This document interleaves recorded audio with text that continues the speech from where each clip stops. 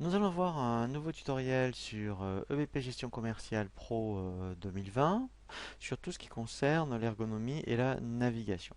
Lorsque vous lancez donc pour la première fois EVP Gestion Commerciale Pro 2020, vous allez avoir cet écran de démarrage qu'on appelle un Open Guide qui recense la majorité des fonctionnalités que vous avez utilisées, comme effectivement créer les articles, les clients, les fournisseurs, et ensuite, eh bien, tout à fait, on va passer au circuit soit des documents de vente, d'achat ou de stock pour faire les règlements et analyser votre activité commerciale.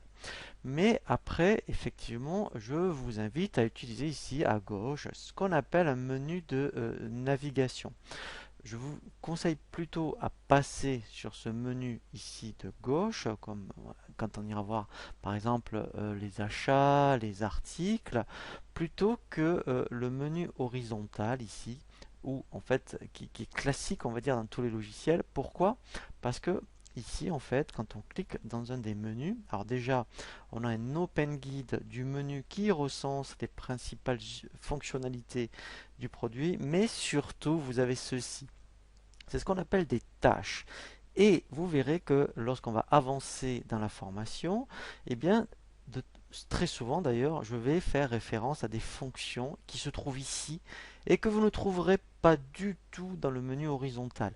Donc vous allez chercher beaucoup de temps avec le menu horizontal alors c'est vrai que c'est nouveau, il faut s'y habituer, eh bien vous pouvez directement à passer par le menu de navigation en passant par les tâches. Alors l'avantage, c'est que eh bien, vous allez pouvoir vous personnaliser les options grâce au menu favori, puisque effectivement, comme quand vous êtes sur Internet, quand on va souvent sur les mêmes sites, on les stocke dans favoris. Et bien là, c'est le même principe.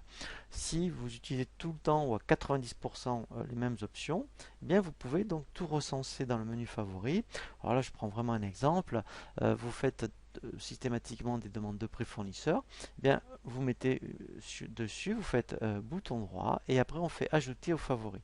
Et lui, en fait, il va donc eh bien, stocker l'option et après on n'a plus qu'à faire enregistrer.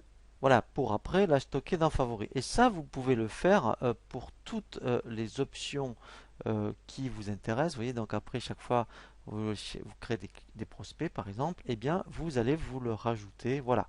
Et là, vous allez trouver la majorité des options qui vous intéressent et ça va vous éviter, effectivement, je reconnais que au début en tout cas c'est un peu fastidieux de vous balader dans les menus qui vous intéressent pour trouver donc la bonne option. Voilà, et là vous allez voir, vous allez gagner beaucoup de temps, mais l'avantage après, eh bien, euh, grâce donc ici aux tâches, vous allez trouver des options que vous ne trouverez pas du tout dans le menu horizontal.